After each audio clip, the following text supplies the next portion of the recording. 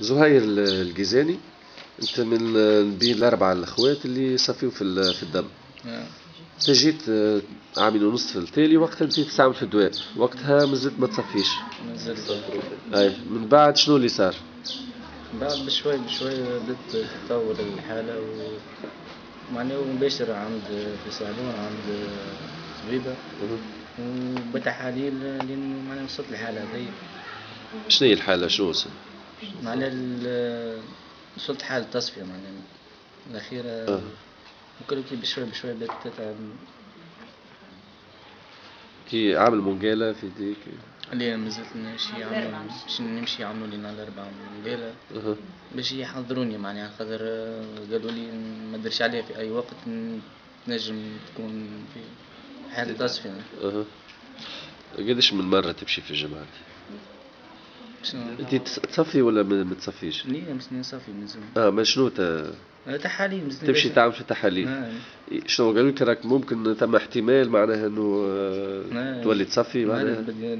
اي شنو السبب؟ شنو هي السبب؟ معناها مرض معناها عن بومينا معناها وراثي عند العائلة الكل.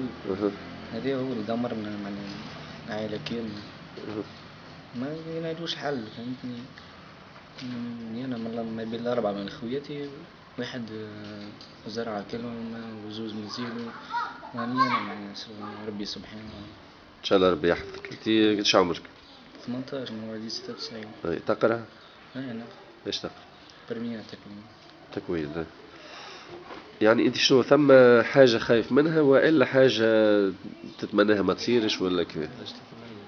ولا صحيح أنا خايف معناها من حالة خوف هيك كي خاطر واحد مش يخسر صحته أول حاجة، وثاني حاجة معناها ما نحبش نوصلها للحالة هذه على خاطر نهار يخر ناوي خاطر مش نكبر مع خويتك تري فيها كيفاش معناها كل واحد ناشرين معناها بابا وامي في بقعة واحنا في بقعة. فين يعني فين باباكم؟ يسكنوا في الوسطى طيب فهمتني، واحنا نسكنوا عند خالي يعني، وخالي ومتكفل بينا وفي سرة وضرة مع بعضنا فهمتني. وما نحبش نتمنى من ربي سبحانه. يعني انت ربما تجربة اخواتك خلاتك خايف؟ اكيد من يرى على اخواتي وتجارب اخواتي كيفاش يفزوا الصبيح، كيفاش يمشوا يصافيك وش ما ياكلوش هذيك كي ياكلوا هذيك يتعب يعني، تخليك تخاف على روحك فهمتني. انت تاخذ الدواء اللي تاخذ فيه يعني قاعد يحمي فيك؟ شنو هي الوضعية؟ ليه ما معناه جوست يصبر الكلوة بكهو، مش معناه دواء نحي لك المرض معناه كومبليت، ما جوست يصبر الكلوة بشوية.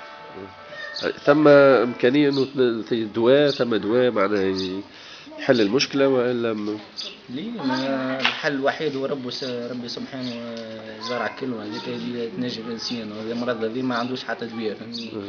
هو ربي سبحانه واحد يحن علينا، وحتى واحد منا يتنقذ يعطوه كلمة مع خاطر أنا كره اخواتي كيما كيكا، وفي واحد في البلاصة نحب نخدم على اخواتي ونحب نعمل